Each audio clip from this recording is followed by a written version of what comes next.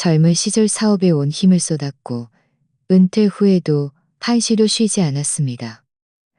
제 인생은 강단 있게 살아왔다고 늘 생각했지만 제가 가장 마음 놓지 못하는 것이 회사도 통장도 아닌 그 어떤 일에도 저를 끼워주지 않으려던 제 어린 딸일 줄은 누가 상상이나 했을까요?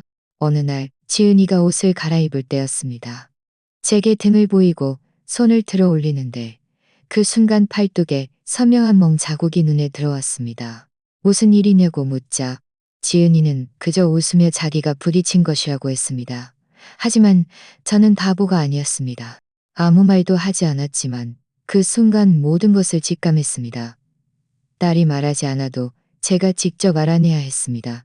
감히 제 딸의 손가락 하나라도 건드린다면 이 임수연, 제 목숨을 걸고라도 그 대가를 치르게 할 작정이었습니다. 제 이름은 임수란, 올해 72세입니다. 그날은 토요일이었고 아침 일찍 달 지은이에게서 전화가 걸려왔습니다. 마치 무언가를 놀라게 할까 두려워하는 듯 목소리가 잔뜩 기어들어갔습니다. 엄마, 오늘 점심에 와서 갈비탕 좀 끓여주실 수 있어요? 저는 순간 멈칫했습니다. 평소에는 늘 바쁘다며 제가 먼저 연락해야 겨우 만날 수 있었던 아이였습니다. 오늘따라 그 목소리에는 무언가 할 말이 있는 듯했지만 저는 묻지 않았습니다. 다만 제 마음속 어딘가에서 팽팽하게 당겨져 있던 끈이 뚝 끊어지는 듯한 느낌을 받았습니다. 지은이네 집 문 앞에 도착하기도 전에 제가 초인종을 누르기도 전에 문이 열렸습니다. 딸은 고개를 내밀며 애써 웃음을 지어 보였습니다. 오셨어요? 저는 아이를 훑어보았습니다. 눈가는 부어 있었고 입가에는 감추려 해도 감출 수 없는 상처 자국이 선명했습니다. 어젯밤 잠을 잘 못 잤니? 저는 아무렇지 않은 척 무심한 듯 물었습니다. 아니요. 아기가 좀 보채서요. 지은이는 황급히 몸을 돌리며 말했습니다. 들어와서 앉으세요. 현관으로 들어서자 희미하지만 익숙한 약 냄새가 코를 스쳤습니다. 지은이가 어릴 적 넘어져 다쳤을 때 제가 그 약을 발라주었던 기억이 떠올랐습니다. 주방에서는 탕 끓는 소리가 뭉근하게 들려왔고 김도연은 거실 소파에 앉아 고개를 숙인 채 휴대전화를 보고 있었습니다. 제가 들어서자 그는 고개조차 들지 않았습니다. 아, 오셨네요. 저는 고개를 끄덕이며 그의 테이블 위에 놓인 재떨이를 훑어보았습니다. 담배꽁초들이 빼곡하게 박혀있는 모습이 마치 그 안에 온갖 차를 쏟아부은 것 같았습니다. 갈비탕은 좀 더 기다려야 해요. 지은이가 단열 장갑을 낀 채 주방에서 나왔습니다. 제가 재떨이를 보고 있는 것을 알아차리고는 웃으며 설명했습니다. 도연 씨가 요즘 회사 일이 많아서 스트레스가 좀 심해요. 회사 스트레스가 많다고 해서 가족한테 푸는 건 아니지 않니? 제가 빙긋 웃으며 말했습니다. 그제야 김도연이 고개를 들어 저를 보았습니다. 그의 눈빛에는 언뜻 자진이 스치는 듯 했지만 이내 억지로 웃음을 지어 보였습니다. 무슨 말씀을요? 지은이가 워낙 야무져서 제가 신경 쓸 일이 하나도 없습니다. 저는 그 야무지다는 두 글자 뒤에 숨겨진 비아냥거림을 감지했습니다. 가시 돋친 말은 평소에도 그가 지은이를 이렇게 대했음을 짐작게 했습니다. 그 말을 짓거리며 그는 지은이가 모든 것을 감당해야 한다고 진심으로 믿는 듯 했습니다. 저는 피식 웃고는 아무 대꾸도 하지 않았습니다. 지은이는 고개를 숙인 채 식탁을 정리하고 있었지만 귓불은 붉게 달아올라 있었습니다. 저는 딸이 제 말을 알아들었음을 알 수 있었습니다. 지은이가 탕을 내어올 때 저는 일부러 일어나 도우려 했지만 딸은 마치 제가 무언가에 닿을까 두려워하는 듯 저를 피했습니다. 그 순간 제 심장이 철렁 내려앉았습니다. 왜 그러니? 저는 지은이의 오른손, 탕 그릇을 들고 있는 그 손을 응시했습니다. 팔뚝에는 소매에 반쯤 가려진 멍 자국이 보였습니다. 아무것도 아니에요. 딸은 제 시선을 피하며 탕 그릇을 내려놓자마자 서둘러 소매를 내렸습니다. 억지스러운 웃음을 지으며 말했습니다. 지난번에 실수로 문에 부딪혔어요. 저는 아무 말 없이 지은이, 옆으로 다가가 조용히 그의 손을 잡았습니다. 딸은 화들짝 놀라며 온몸이 굳어졌습니다. 지은이는 입술을 깨물고 고개를 숙인 채 아무 말도 하지 않았습니다. 저는 놓지 않고 그저 소매를 걷어 올렸습니다. 그 순간 제 숨이 멎는 듯했습니다. 그의 팔뚝에는 한두 군데가 아니라 새 것과 헌 것이 겹겹이 쌓인 멍 자국들이 빼곡했습니다. 한 번 문에 부딪혀 생긴 것이 아니라 엄마. 지은이의 눈가가 붉어지고 입술이 떨렸습니다. 정말 아무것도 아니에요. 도연 씨가 요즘 스트레스가 많아서 일부러 그런 게 아니에요. 일부러가 아니라고. 저는 딸의 얼굴을 똑바로 보며 말했습니다. 그래서 이제는 네가 다쳐도 네 스스로 변명거리를 찾는 거니. 딸의 눈에서 주르륵 눈물이 흘러내렸습니다. 전 엄마 걱정시키고 싶지 않아서요. 엄마 은퇴하신 지 몇 년 되지도 않았는데 이런 일들로 또 저 때문에. 저는 깊이 숨을 들이쉬며 감정을 목구멍 안으로 억눌렀습니다. 몸을 돌려 앉았습니다. 좋아, 걱정 안 할게. 하지만 너는 내게 한마디 해줘야겠어. 지은이가 멈칫했습니다. 그 남자가 너를 때린 지 얼마나 됐니? 딸은 잠시 멍하니 있다가 고개를 살짝 저었습니다. 정말 때린 게 아니에요. 저희가 다투다가 손이 미끄러진 거고 매번 그런 건 아니에요. 저는 차갑게 비웃었습니다. 매번 그런 게 아니라면 때리는 게 습관이 되었다는 말이니. 안 그래? 지은이는 아무 말도 하지 않고 그저 입술을 깨물었습니다. 그의 눈빛은 점차 흐려지기 시작했습니다. 저는 더 이상 물어봐야 소용없다는 것을 알았습니다. 딸은 아직도 자신을 탓하고 스스로를 합리화하고 있었습니다.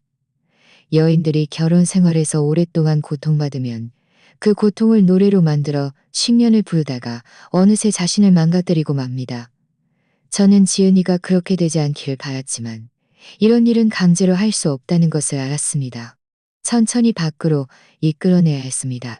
저는 더 이상 묻지 않았습니다. 탕을 두어 모금 마신 후 아무렇지 않은 척 말했습니다. 내가 요즘 오래된 친구들 몇 명을 초대해서 식사를 할 거야.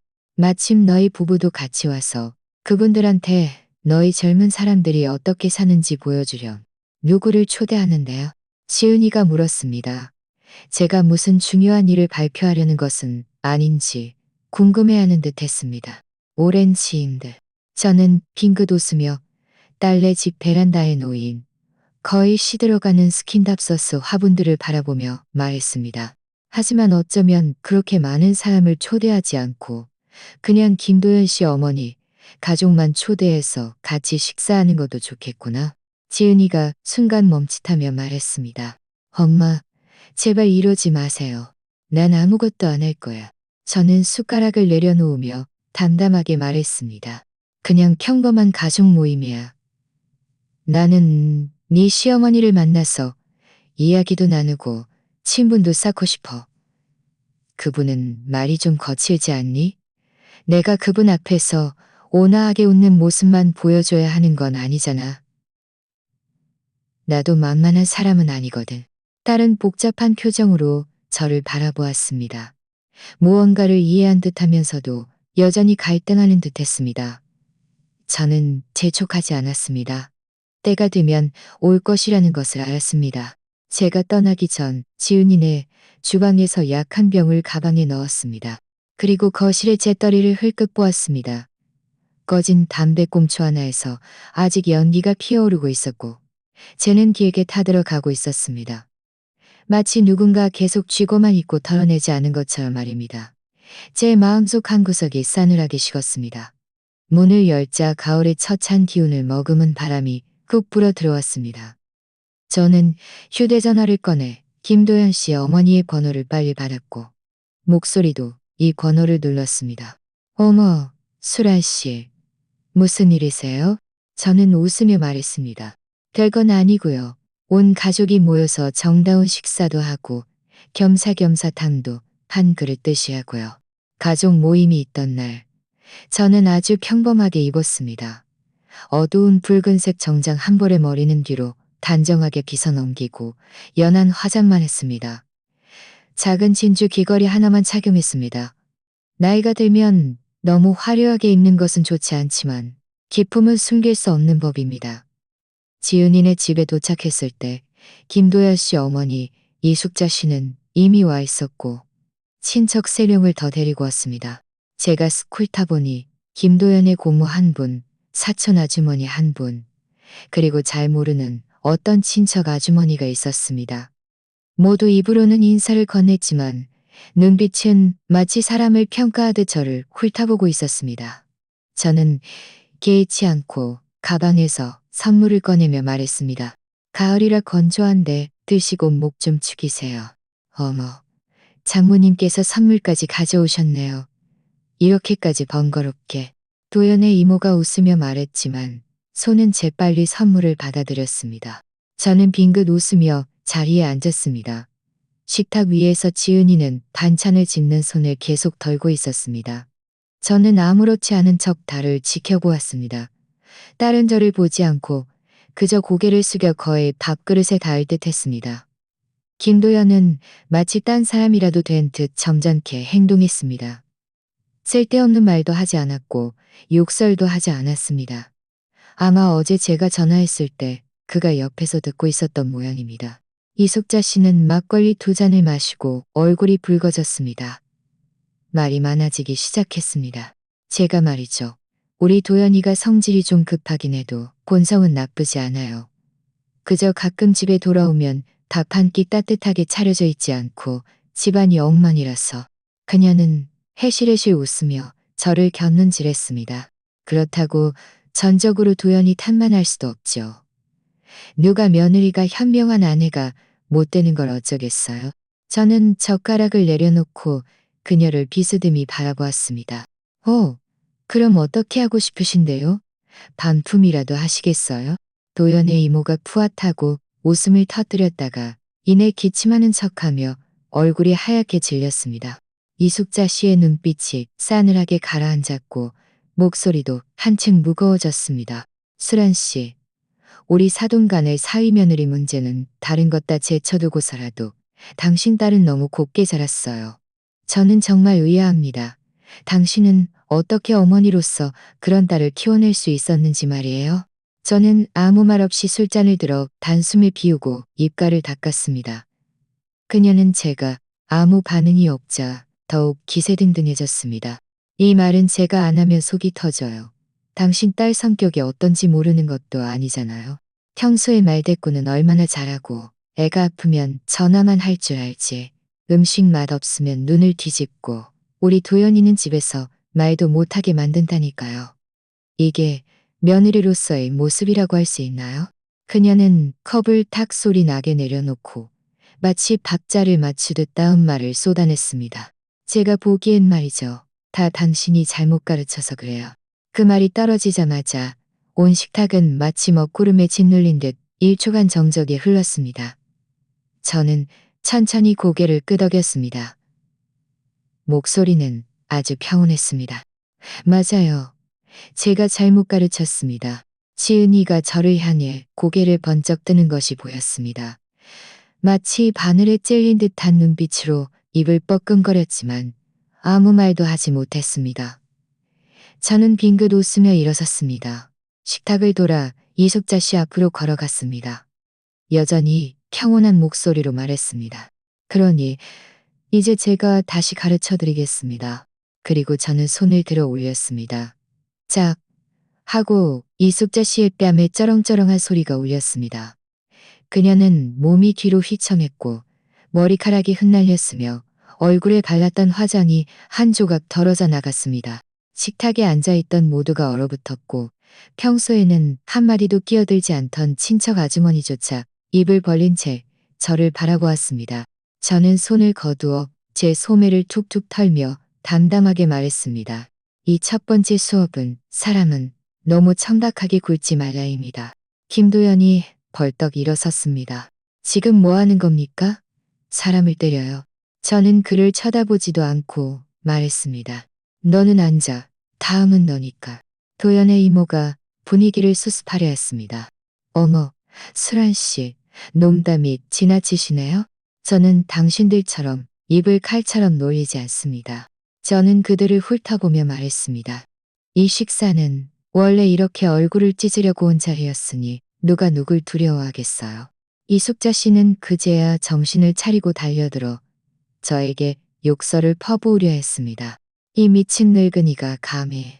제가 손등으로 다시 한 번 뺨을 때리자 그녀는 그대로 의자로 나동그라졌습니다. 욕설은 10점 감점입니다. 저는 차갑게 말했습니다. 입이 이렇게 더러운 걸 보니 평소에도 이렇게 욕을 했나 보군요. 이숙자 씨는 얼굴을 감싸 쥐고 있었고 처음에는 분노에 가득 찼던 눈빛이 이내 두려움에 질리더니 결국 붉게 물들었습니다. 당신이 감히 나를 때려? 당신 같은 사람이? 저는 그녀에게 다가가 낮은 목소리로 말했습니다. 당신을 때린 건 임수란에 따른 당신 같은 사람이 함부로 할 수 없다는 걸 기억하게 하려는 겁니다. 그때 뒤에서 엄마 하는 소리가 들렸습니다. 지은이가 일어섰습니다. 눈물이 끊어진 진주알처럼 뚝뚝 벌어졌고 얼굴 전체가 떨리고 있었습니다. 딸은 엄마 하고 불렀는데 그 목소리는 성인이라기보다는 10살 때 학교에서 괴롭힘을 당하고 제 품에 안겨 울던 그때와 같았습니다. 저는 뒤돌아 딸을 보았습니다. 지은이는 마침내 자신을 억누르던 것을 멈추고 더 이상 웃지 않았으며 강한 척하지도 않았습니다. 딸은 제 앞으로 다가와 어린아이처럼 저를 안았습니다. 제 어깨에 얼굴을 묻고 목 놓아 울었습니다. 저는 아무 말 없이 그저 딸의 등을 가만히 토닥였습니다. 뜨거운 눈물이 제 옷 속으로 스며드는 것을 느꼈습니다. 그 순간 저는 다리에서 둘러치고 있던 강한 척하는 가면이 마침내 저에 의해 찢어졌음을 알았습니다. 제가 늦지 않았다는 것을요. 이숙자 씨의 얼굴은 한쪽으로 일그러져 있었고 붉은 붓기가 순식간에 얼굴의 절반을 뒤덮었습니다. 그녀는 한 손으로 얼굴을 감싸 쥐고 비틀거리며 일어서서 저에게 소리쳤습니다. 임수란, 내가 당신 고소할 거야. 경찰에 신고할 거라고. 저는 다시 의자에 앉아 태연하게 탁자 위에 찻잔을 들어 후 불었습니다. 좋아요. 신고하세요. 그녀는 제가 그렇게 흔쾌히 나올 줄은 몰랐는지 멈칫했습니다. 저는 당신이 신고하길 간절히 바랍니다. 저는 그녀의 눈을 똑바로 보았습니다. 목소리에는 한치의 동요도 없었습니다. 겸사겸사 당신 아들이 지난 반년 동안 저지른 짓들도 함께 신고하세요. 가정폭력, 경제적 통제, 상해죄 원하세요? 제가 대신 일일이에 전화해 드릴까요? 그녀의 눈동자가 흔들렸고 입을 뻐끔거리는 모습이 마치 방금 찬물을 뒤집어 쓴 암탉 같았습니다. 저는 조용히 찻잔을 내려놓고 그녀의 두 친척을 바라보았습니다.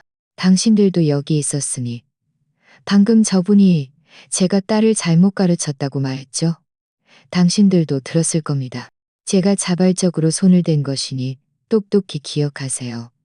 나중에 와서 어물쩍 넘어가려 하거나 저 사람이 피해자라고 말하지 마세요.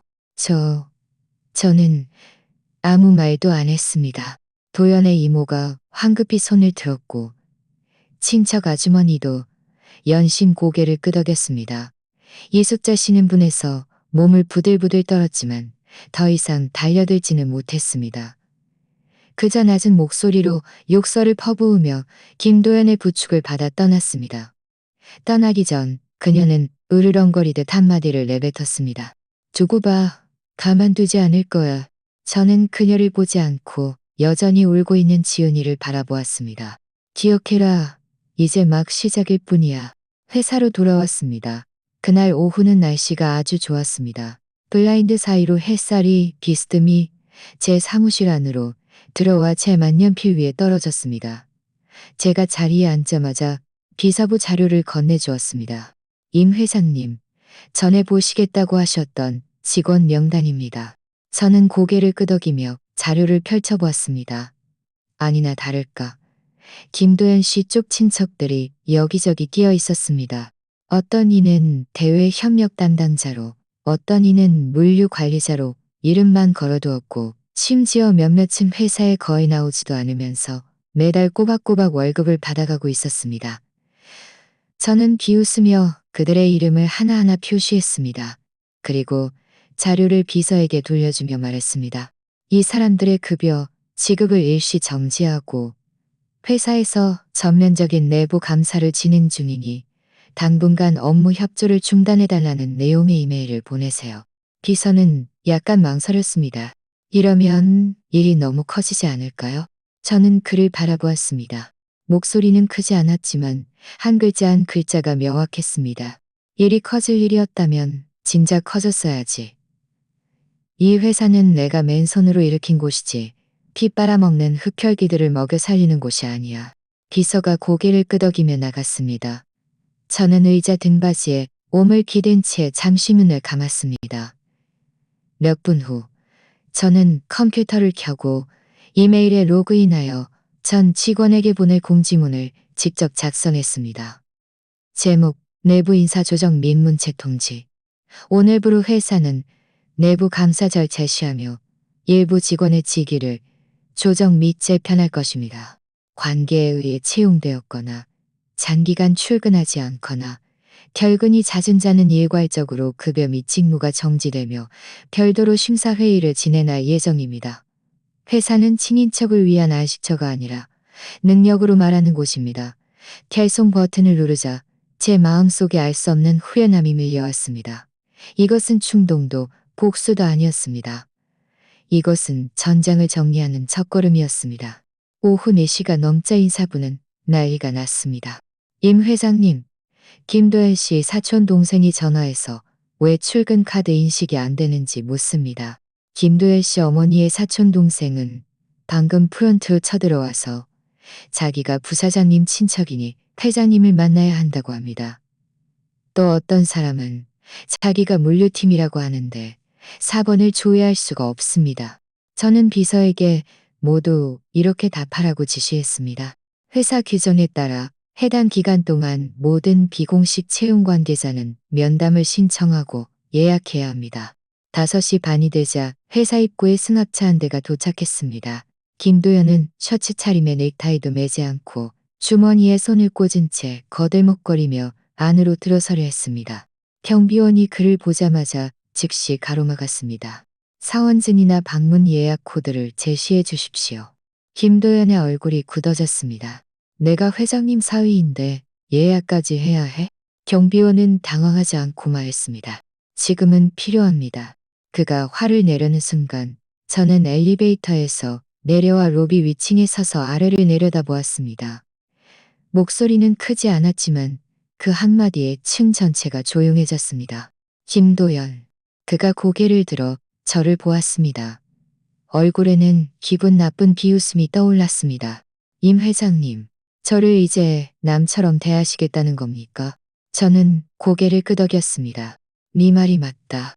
저는 계단을 한 걸음 한 걸음 내려가며 그에게 다가갔습니다. 너는 남이야. 회사 정식 직원도 아니고 이사회 멤버도 아니지. 너는 그저 내 딸의 이전 남편일 뿐이야. 잘 들어. 이전이라고. 그의 얼굴색이 변했습니다. 뭘 어쩌시겠다는 겁니까?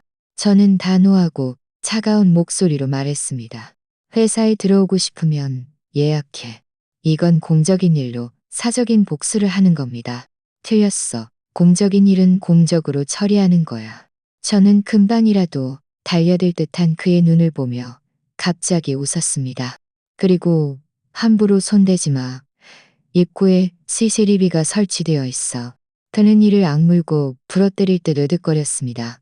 저는 더 이상 그를 보지 않고 몸을 돌려 위층으로 올라갔습니다.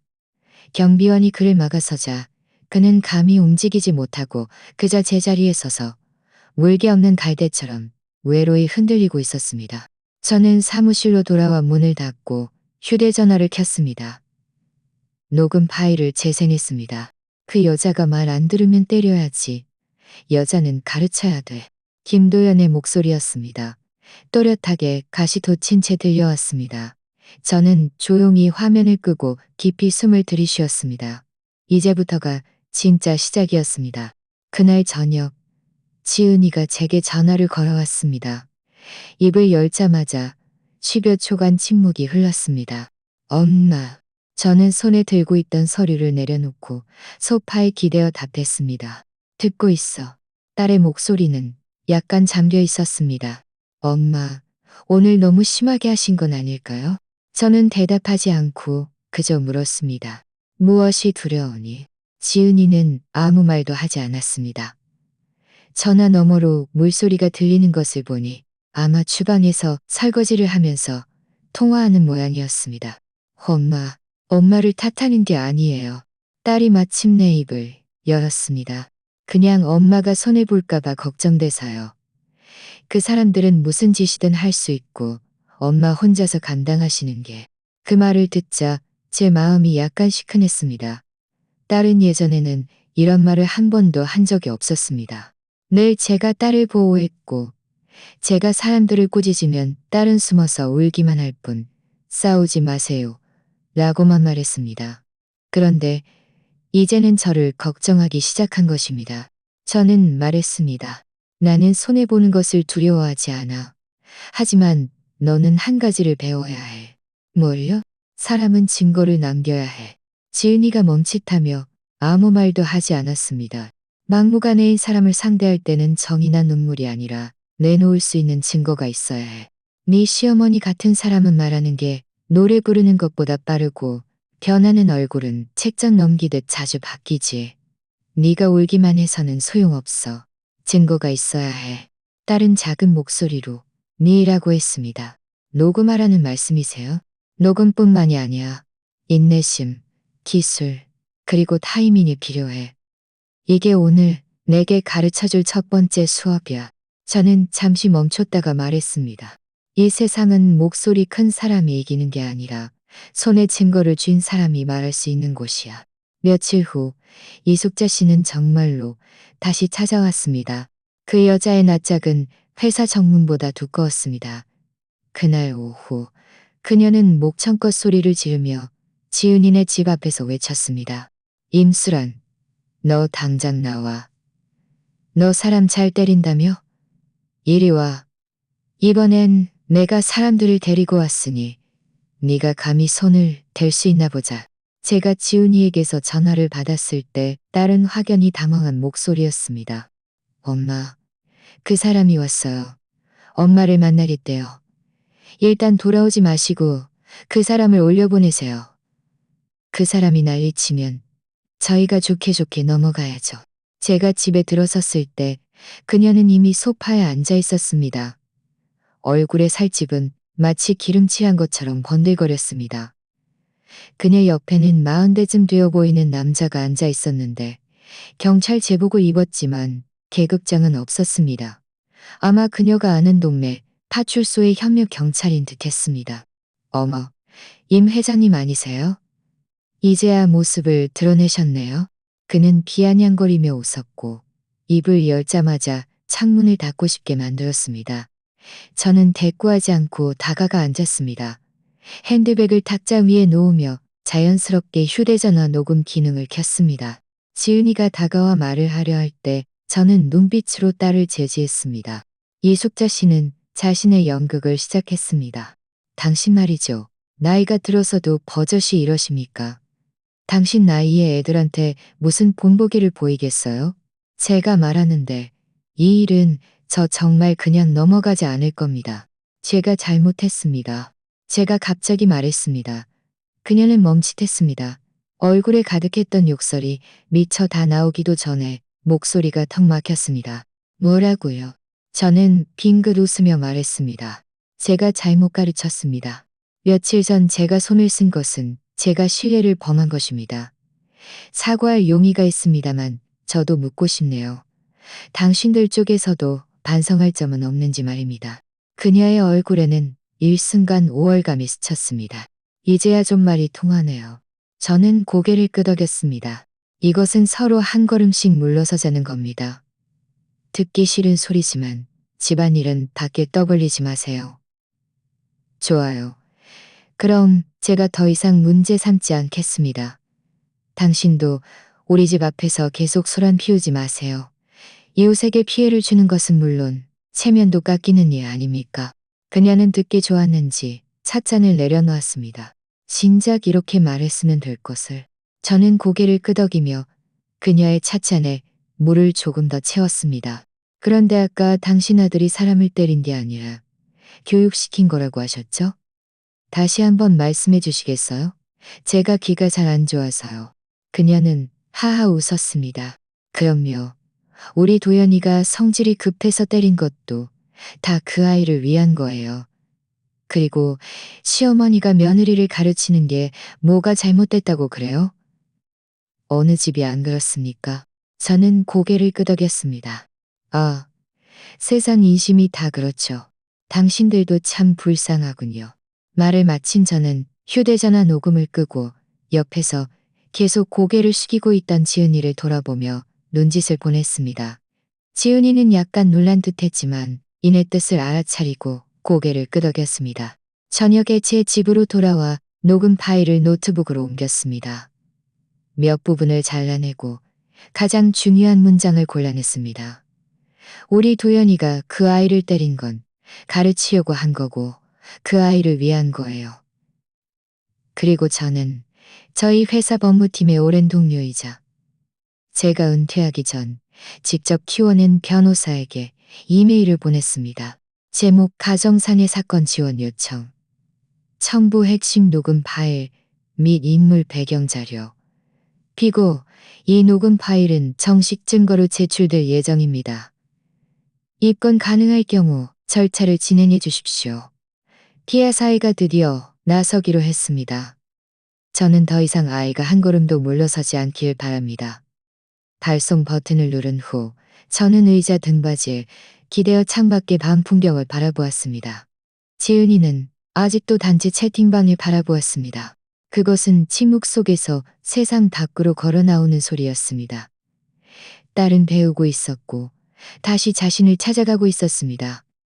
그리고 저는 딸의 뒤에서 벽처럼 서서 넘어질까 두려워하지 않고 앞으로 나아가도록 할 것입니다. 월요일 아침, 저는 비서에게 며칠 전 직무 정지시켰던 몇몇 사람들에게 일괄적으로 정식 통지서를 발송하라고 지시했습니다. 근로계약을 해지하고 당월 급여는 별도의 보상 없이 처리하라는 내용이었습니다. 비서는 망설이며 말했습니다. 임 회장님, 이렇게 하면 너무 간병한 조치 아닐까요? 저는 익숙하면서도 왠지 모르게 불쾌한 그들의 이름을 바라보았습니다. 제 목소리는 새벽녘 고인 물처럼 평온했습니다. 강경하지 않아. 그들은 교훈을 얻지 못했어.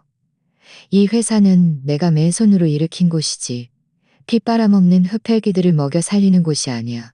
나는 빚을 짊어지고 고객들에게 욕을 먹고 새벽 1시까지 창고를 뒤지며 수많은 손해를 감수해야만 오늘날의 임시 그룹이 있을 수 있었어. 내가 어떻게 가족이라는 명목으로 이득만 취하고 내가 힘들게 세운 울타리 아래 숨어서 내 딸에게 등 뒤에서 칼을 꽂는 은혜를 모르는 자들을 용납할 수 있겠어? 소식이 전해지자마자 그 김도열 씨 친척들은 마치 소뚜껑이 폭발한 듯 난리가 났습니다. 한 명 한 명 전화해서 울부짖는 사람도 있었고 사정을 봐달라고 하는 사람도 있었으며 심지어 중재위원회에 제소하겠다고 협박하는 사람도 있었습니다. 이숙자 씨는 그날 점심에 분통을 터뜨리며 회사 정문으로 달려왔습니다. 유리를 때리면서 욕설을 퍼부었습니다. 임수란, 이 늙은이가 미쳤어. 안 미쳤어? 우리 가족을 망치고 뭘 복수하겠다는 거야. 저는 2층에 서서 그녀의 그 꼴을 지켜보았지만 아무런 동요도 없었습니다. 그녀는 아래에서 목이 터져라 욕을 했지만 저는 그저 몸을 돌려 회의실로 들어갔습니다. 당신은 상황을 통제할 수 있다고 생각하겠지만 사실은 내가 당신을 이리로 끌어들인 거야. 그녀는 아직 몰랐습니다. 진짜 쇼는 아직 시작도 하지 않았다는 것을. 그날 오후 4시 지은이가 제게 전화를 걸어왔습니다. 목소리에는 억눌린 당황스러움이 묻어 있었습니다. 엄마, 그 사람이 또 저를 때렸어요. 제 손은 휴대전화를 꽉 움켜쥐었습니다. 어디야? 집에요. 아기는 없어요. 저희가 싸우다가 그 사람이 저를 밀쳐서 벽에 부딪혔어요. 저는 깊이 숨을 들이쉬었습니다. 일단 움직이지 마. 엄마가 지금 바로 갈게. 딸의 목소리가 한 톤 올라갔습니다. 엄마, 제 말 먼저 들어보세요. 이번엔 누가 찍었어요? 저는 순간 멈칫했습니다. 딸은 코를 훌쩍이며 애써 힘주어 말했습니다.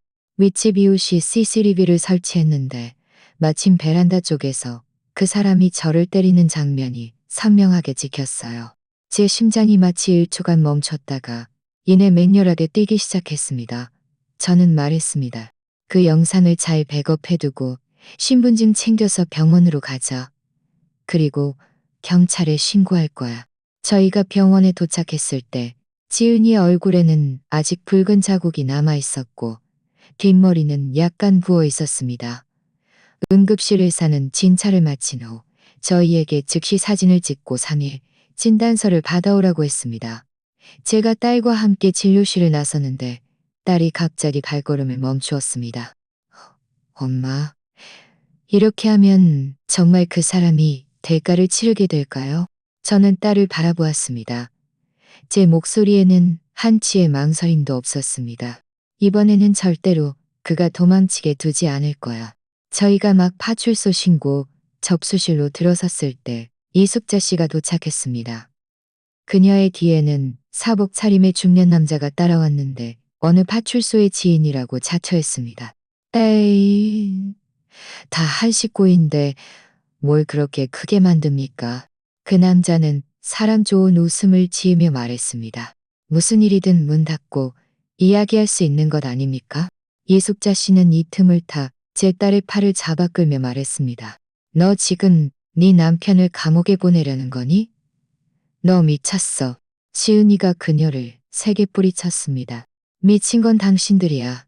당신들이 들어가야 마땅해. 딸은 저와 그렇게 많은 사람들 앞에서 처음으로 그렇게 단호하게 말을 했습니다.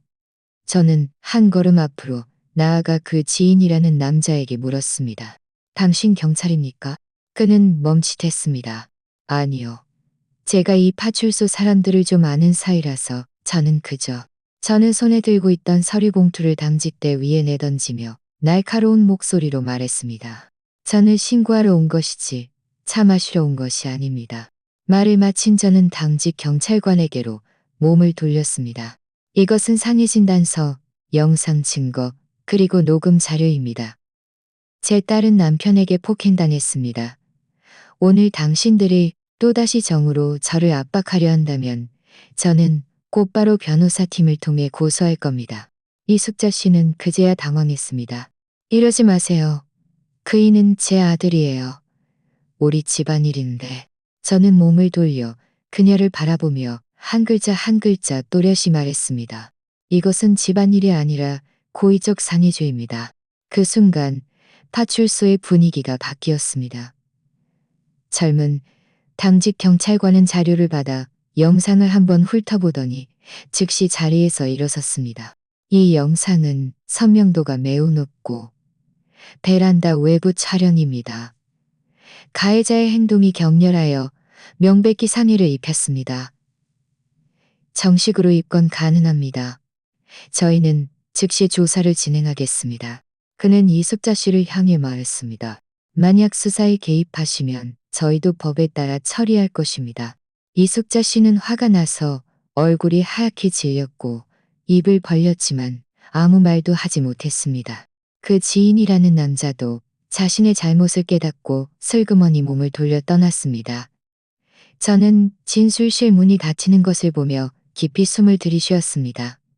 지은이는 제 옆에 서서 손가락을 떨고 있었습니다. 엄마, 정말 시작된 건가요? 저는 고개를 끄덕였습니다. 시작됐어. 온 가족이 함께 갚아줘야지. 딸의 눈에 한 줄기 빛이 스쳤습니다. 처음으로 저는 딸의 눈에서 슬픔뿐만 아니라 결의를 보았습니다. 이 싸움, 드디어 저와 함께 싸울 사람이 생긴 것입니다. 사건이 입건된 지 사흘째 되던 날, 한 온라인 커뮤니티의 실시간 검색어에 갑자기 한 기사가 올라왔습니다. 제목은 짧은 몇 글자였습니다. 온라인 악덕 시어머니, 전 며느리를 쫓아내고 한 차례 가정폭력의 상습 가정폭력. 아래에는 흐릿한 옛 다정을 짓고 있었는데 아래에는 흐릿한 옛 사진 한 장이 첨부되어 있었는데 10여 년 전 오래된 아파트 단지에서 찍힌 것이었습니다.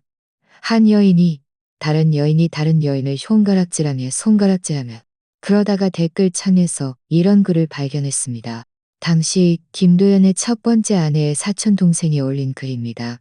제 언니는 그때 임신 6개월이었는데 시어머니에게 온갖 욕설을 듣고 밀쳐지기까지 해서 유산했습니다.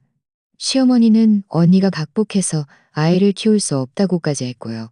제 어머니가 화가 나서 따지러 갔다가 결국 쫓겨났습니다. 그때 저희 집은 아무런 배경도 없어서 결국 참을 수밖에 없었습니다. 이 댓글 아래로 수많은 답글들이 물밀듯이 쏟아져 나왔습니다. 이 시어머니 정말 대단하네. 옛날 동네 이웃들 나와서 증언할 사람 없나요? 만약 사실이라면 임수란 씨는 미친 게 아니라 제대로 친 겁니다. 얼마 지나지 않아 김도연 씨 가족이 살던 옛 아파트 단지의 이웃이라고 자처하는 사람이 음성 파일을 하나 올렸습니다. 내용은 길지 않았지만 이숙자 씨가 어떤 주민 모임에서 한 발언이었습니다. 목소리에는 거만함이 가득했습니다.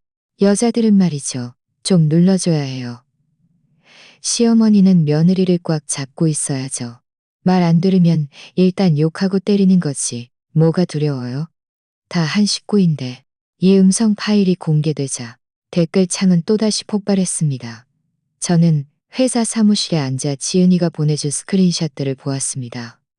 표정은 아무런 동요가 없었지만 마음속으로는 조금 통쾌했습니다.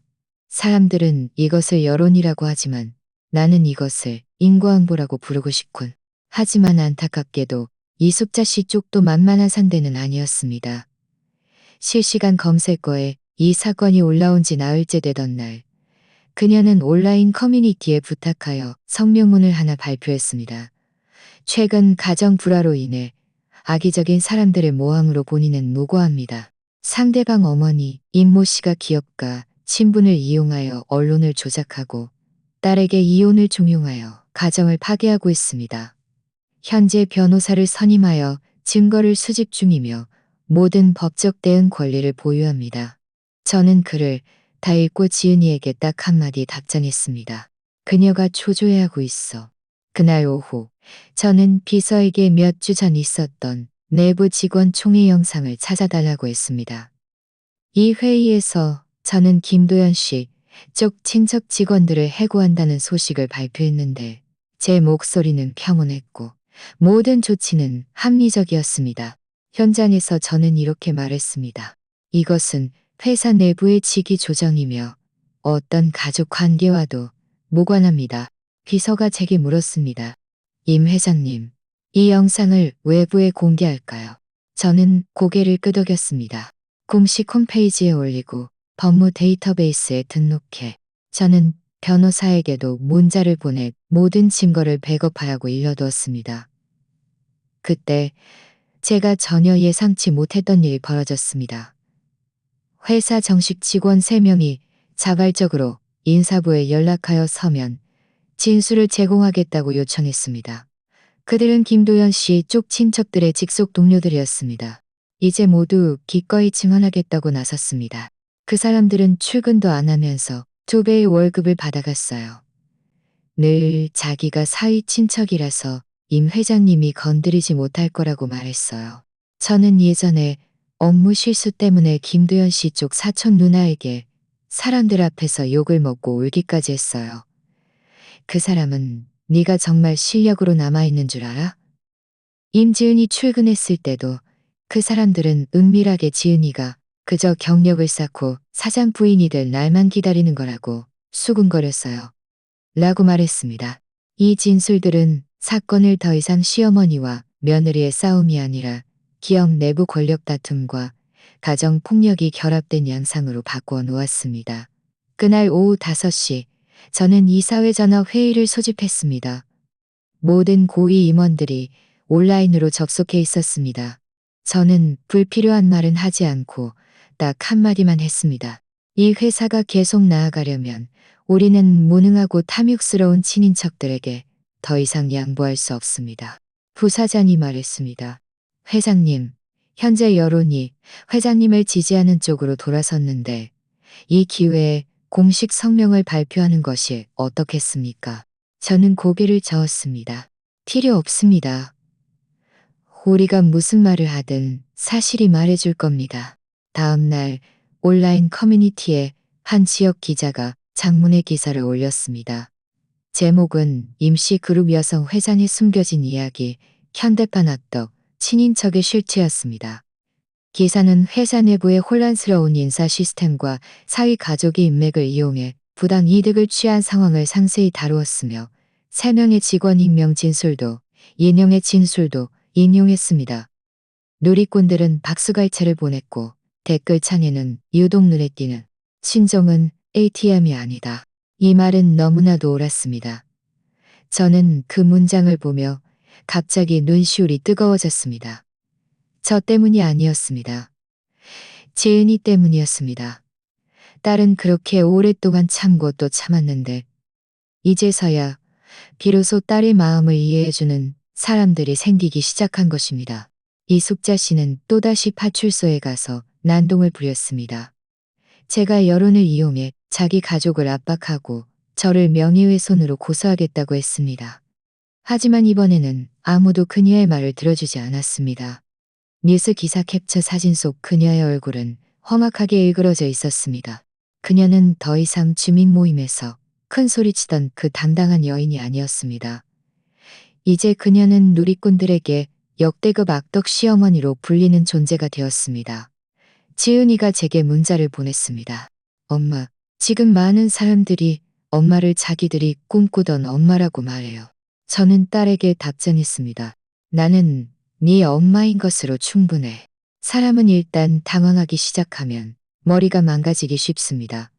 저는 제 평생 이런 사람들을 너무 많이 보아왔습니다. 김도연은 지금 그중 한 명이었습니다. 그날 저녁 저희가 막 식사를 마쳤을 때 지은이가 갑자기 제 방으로 들어왔습니다. 손에는 작은 USB를 쥐고 있었습니다. 엄마, 이게 뭔지 맞춰보세요. 딸은 제가 대답할 틈도 주지 않고 제 맞은편에 앉아 USB를 노트북에 꽂았습니다. 몇 초 후 수십 장의 스크린샷과 대화 녹음 파일 하나가 나타났습니다. 저는 그 화면들을 응시했고 그 안에서 한 문장을 단번에 발견했습니다. 네가 감히 나를 경찰서에 보내면 나도 너를 가만두지 않을 거야. 말을 한 사람은 다름 아닌 김도연이었습니다. 그 사람이 방금 우리 카카오톡 채팅 기록을 전부 지웠어요. 지은이가 말했습니다. 저는 눈썹을 치켜떴습니다. 네가 미리 백업해뒀다고? 딸은 고개를 끄덕였습니다. 중요한 건 전부 USB에 옮겨놓고 비밀번호도 설정했어요. 저는 잠시 말을 잇지 못했습니다. 어릴 적부터 화장실에서 울기만 하던 이 딸이 이제는 이런 방어선을 구축할 줄 알게 된 것입니다. 제 목이 메어왔지만 그저 한마디만 했습니다. 정말 잘했어. 이틀도 채 지나지 않아 이숙자 씨는 또다시 일을 벌였습니다. 이번에는 몰래 회사 건물 아래로 찾아와 저를 기다렸습니다. 날씨는 더웠고 그녀는 낡은 우산을 받쳐들고 있었으며 얼굴에는 빨간 약국 밴드를 붙이고 있었습니다. 제가 건물 입구에서 나오자 그녀는 갑자기 달려들어 소리를 지르며 가방으로 저를 때리려 했습니다. 임수란, 네가 우리 집안을 망하게 할 작정이냐. 저는 옆으로 비켜서 피하며 손으로 제스처를 취했습니다. 그녀가 두 번째 욕설을 뱉으려 할 때 택배 기사 복장을 한 몇몇 사람들이 다가왔습니다.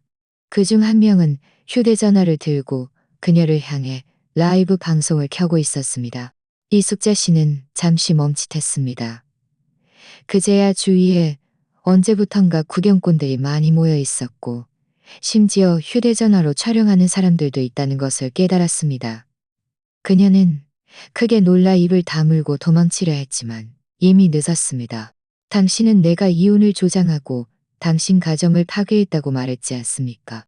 저는 평온한 목소리로 그녀에게 물었습니다. 말해보세요. 라이브 방송에 이렇게 많은 사람들이 듣고 있으니 계속 욕해보세요. 그녀의 눈동자가 흔들렸고 목구멍에서는 몇 개의 흐릿한 소리만 나왔습니다. 그녀는 몸을 돌려 도망쳤습니다. 이 장면은 나중에 짧은 영상으로 만들어져 온라인 커뮤니티에 퍼졌고 제목은 현대판 악덕 시어머니의 세 번째 실체였습니다. 밤 10시 지은이가 화가 난 듯 제 방으로 들어왔습니다. 휴대전화를 제 앞에 툭 던졌습니다. 엄마, 이것 좀 보세요. 제가 보니 문자 메시지였습니다. 네 엄마한테 무슨 일 생기는 거 싫으면 입 다물어. 이미 누가 그 여자 감시하고 있어. 달신이는 낯선 번호였지만 맨 앞에는 김도연 씨 사촌형이라고 적혀 있었습니다. 그 사람이 엄마를 협박하는 거예요. 지은이의 얼굴이 하얗게 질렸습니다. 저는 문자를 훑어본 후 스크린샷 기능을 켜고 캡처하면서 말했습니다. 이건 변호사한테 보내서 기록으로 남겨. 그리고 난 지금 바로 경찰에 신고할 거야. 그날 밤 10시 반 파출소에서 경찰관 2명이 출동했습니다.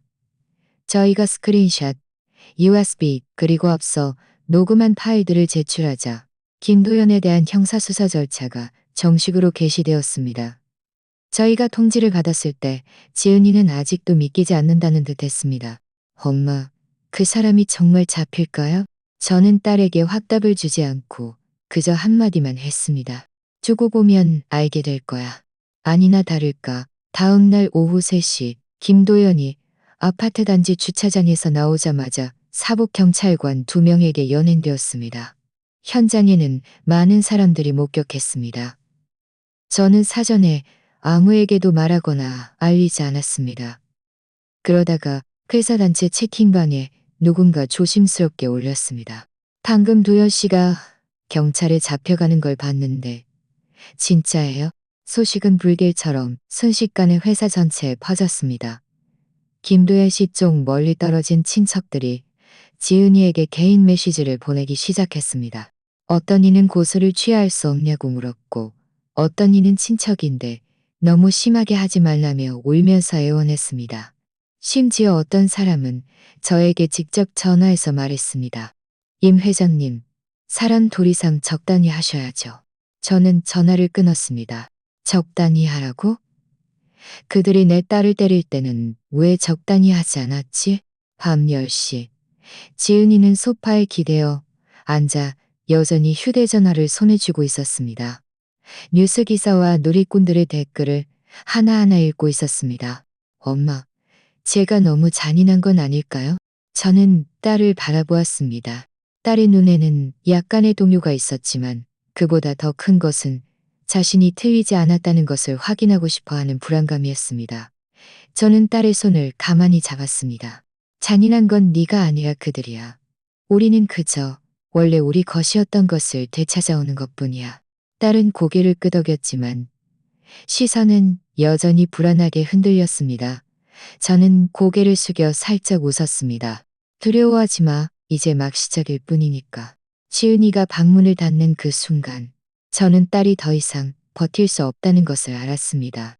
딸은 아침부터 밤까지 뉴스 댓글, 문자 메시지, 친구들의 SNS를 들여다보며 입으로는 괜찮아요 라고 말했지만 손톱은 이미 손등을 긁어 상처투성이었고 눈 밑은 마치 사흘밤을 샌 듯 풀스름했습니다. 저는 딸이 방에서 우는 소리를 들었습니다. 통곡하는 소리를 들었습니다. 통곡하는 소리가 아니라 숨이 막힐 듯 억눌린 울음소리였습니다. 한숨이 목을 쥐어짜듯 새어 나왔습니다. 저는 문 앞에 서서 문을 두드리거나 딸을 써 나왔습니다. 우리 모녀는 이미 너무 오랫동안 참아왔으니까요. 그날 밤 저는 한숨도 자지 못했습니다. 서재에 앉아 지난 몇 달간 모아둔 모든 증거들을 다시 한번 정리했습니다. 녹음 파일, 스크린샷, 문자 메시지, 진단서, CCTV 영상, 단체 채팅 기록, 그리고 지은이가 김도연에게 처음 썼다가 보내지 못했던 사과 편지까지. 저는 이 모든 것을 파일에 차곡차곡 정리하고 제목과 순서를 명확히 표시하며 타임라인을 첨부했습니다. 그리고 암호화된 파일에 첨부했습니다. 이어서 저는 이 파일을 V관점이라는 작은 개인 미디어 채널에 보냈습니다. 이 채널은 주류 매체는 아니었지만 숨겨진 진실을 깊이 파헤치는 것으로 유명했습니다. 팬수는 많지 않았지만 영향력은 상당했습니다. 첨부한 말은 단 2마디였습니다. 이것은 집안일이 아니라 범죄입니다. 제 딸이 더 이상 버티기 힘들어합니다. 다음 날 오후 3시 V관점에서 첫 장문 기사가 올라왔습니다. 제목은 단 7글자였습니다. 한 모녀의 복수. 본문의 첫 문장은 이러했습니다. 이것은 단순한 말다툼이 아니라 7년간 지속된 보이지 않는 학대이며 한 여인을 정신적 파멸로 몰아넣고 있습니다. 기사는 김도연 씨 집안의 결혼 초기부터 가정폭력이 발생한 시점까지의 타임라인을 상세히 재구성했습니다. 그 안에는 CCTV에서 추출한 지은이의 상해 진단서와 추출한 지은이의 상의했습니다. 그것은 제 딸의 눈물범벅이 된 채 가출소 문 앞에 서서 제 딸의 눈모임에서 했던 옛 여권 파임이었던 이에 포함되어 있었습니다. 딸은 아무 말도 하지 않고 그저 고개를 들어 올렸는데 그 눈빛은 마침내 발버둥 치기를 포기한 동물 같았습니다. 이 장면은 모든 사람들의 가슴을 칼로 찌르는 듯 했습니다. 기사가 올라간 지 3시간도 채 되지 않아 인터넷은 난리가 났습니다. 온라인 커뮤니티 실시간 검색어는 가정폭력에서 시작해 임 회장, 악덕 시어머니에게 분노 폭발까지 치솟았습니다. 수많은 개인 계정, 유명 계정, 변호사 계정, 여성 단체 계정들이 앞다투어 기사를 공유했습니다. 어떤 사람들은 분노했고 어떤 사람들은 울면서 댓글을 달았으며 어떤 사람들은 외쳤습니다. 마침내 우리처럼 가정폭력을 당하고 착취당하고 가족이라는 이름으로 억압받던 사람들을 위해 나선 사람이 생겼다. 저는 이 댓글들을 보며 눈시울이 뜨거워졌습니다. 하지만 진짜 절정은 아직 오지 않았습니다. 그날 밤 7시 한 긴급 영상이 주요 플랫폼에 화제에 올랐습니다. 이숙자 씨가 라이브 방송을 켠 것이었습니다. 그녀는 집에서 화장기 없는 얼굴로 앉아 있었습니다. 눈가는 붉게 부어 있었고 목소리는 쉬어 있었습니다. 제가 잘못했어요. 정말 잘못했습니다. 그때는 제가 너무 급해서 그렇게 말했어요. 이렇게까지 일이 커질 줄은 몰랐어요. 제발 더 이상 저를 욕하지 말아주세요. 제가 며칠 밤을 새워서 잠도 못 잤어요. 그녀는 울면서 자신이 늙은 노인이고 자기 아들도 나쁜 사람이 아니라 그저 한순간의 실수였을 뿐이며 모든 것이 임수환이 부추긴 짓이라고 말했습니다. 하지만 그녀의 말이 채 끝나기도 전에 채팅창은 난리가 났습니다. 또 연기하네. 예전에는 욕을 그렇게 신나게 하더니 이제 와서 뭘 불쌍한 척이야. 낯짝이 성벽보다 두껍네. 당신이 옛날에 큰며느리를 쫓아냈던 일은 기억 안 나. 누가 그녀가 주민 모임에서 전 며느리를 욕했던 그 녹음 파일을 기억하지 못할까요? 이어서 누리꾼들은 그녀가 예전에 주민 모임에서 전 며느리를 비난했던 음성 파일을 다시 찾아내 댓글창에 올렸습니다. 한 유명 계정은 이렇게 리트윗했습니다. 이것은 사과가 아니라 연극이다. 그날 밤 9시 저는 거실에 앉아 있었습니다. TV에서는 뉴스 채널이 방영되고 있었습니다. 앵커는 심각한 표정으로 말했습니다. 최근 한 가정폭력 사건이 여론의 문매를 맞고 있습니다. 해당 가정의 일원인 김 모 씨는 과거에도 폭력적인 성향이 있었음이 밝혀지면서 사회적 관심이 다시 가정폭력의 본질로 향하고 있습니다. 저는 딸을 돌아보았습니다. 지은이는 제 옆에 앉아 무릎을 끌어안고 아무 말도 하지 않았습니다. 아직 괜찮니? 제가 묻자 딸은 고개를 끄덕였다가 다시 저었습니다. 엄마, 정말 변화가 있을까요? 저는 TV 화면을 바라보며 아주 조용히 말했습니다. 변화가 있든 없든 적어도 우리는 더 이상 참지 않을 거야. 이숙자 씨가 체포되던 날, 저는 아무 말도 하지 않았습니다. 그저 법률사무소 회의실에 앉아 법원에서 막 서명한 구속영장을 조용히 바라보고 있었습니다. 영장에는 그녀의 이름이 선명하게 적혀 있었습니다. 김 모 씨는 가정폭력 교사 및 비호, 그리고 수사기간 중 증인에 대한 고의적 방해 및 허위 정보, 유포 혐의로 증거가 명백하여 형사구류를 결정함. 소식이 전해지자마자 김도연 씨 쪽 친척들은 마치 소뚜껑이 폭발한 듯 난리가 났습니다. 밤새도록 전화하고 음성 메시지를 보내고 단체 채팅방을 만들었습니다. 어떤 사람은 단체 채팅방에서 저를 마음이 검은 사람이라고 욕했고, 어떤 사람은 수년간의 친척 관계를 봐서라도 너그럽게 봐달라고 애원했습니다. 심지어 어떤 사람은 저희 회사 건물 아래까지 찾아와 무릎 꿇고 사정했습니다. 저는 경비원에게 출입구를 바꾸고 변호사팀을 고용하여 소란을 피우러 온 김도연 씨 쪽 사람들에게 모두 변호사 경고장을 보내라고 지시했습니다. 저희가 기회를 주지 않은 것이 아니었습니다. 그들 스스로 길을 막아버린 것이었습니다. 사흘 후 김도연은 법정에 섰습니다. 그는 여전히 그 낡은 양복을 입고 있었고 머리는 헝클어져 있었으며 수염이 덥수룩하게 자라 전체적으로 10년은 늙어 보였습니다. 그는 제가 악의적으로 명예를 훼손하고 강제로 사람을 해고했으며 여론을 조작하여 가정을 파괴했다고 반박했습니다. 법정에서 그는 목이 터져라 저와 지은이를 향해 소리쳤습니다. 당신들 모녀가 나를 망쳤어. 당신들이야말로 이 집안의 죄인들이야.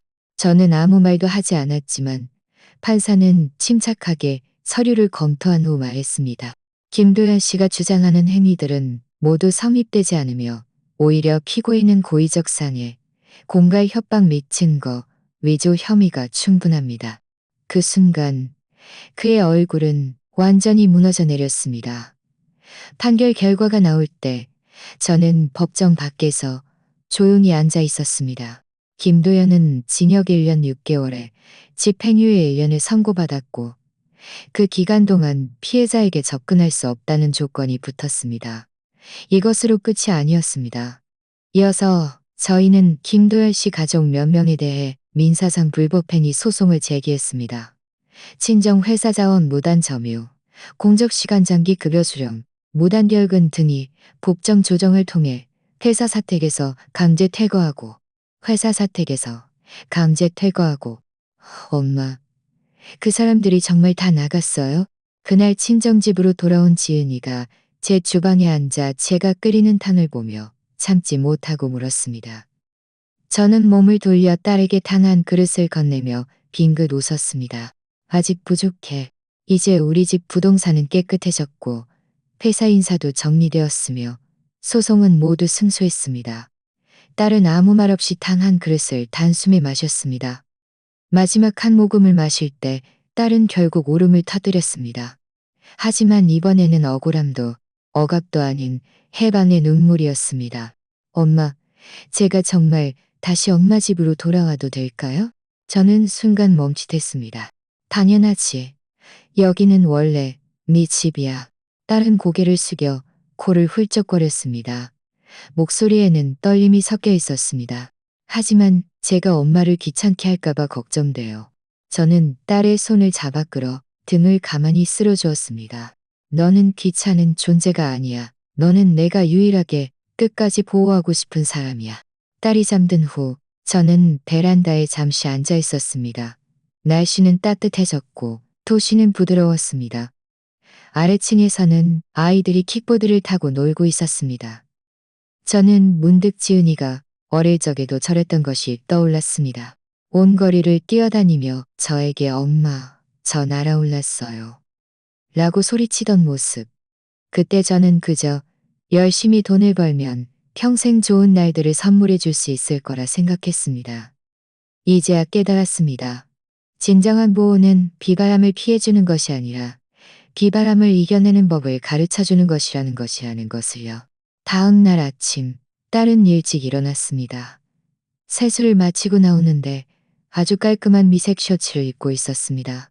머리카락은 단정하게 묶여 있었습니다. 엄마, 오늘 회사에 가보고 싶어요. 저는 고개를 끄덕였습니다. 목소리는 구름처럼 부드러웠습니다. 가봐. 이제 네 차례야. 딸이 몸을 돌리는 뒷모습은 더 이상 움츠러들지 않고 곧게 펴져 있었습니다.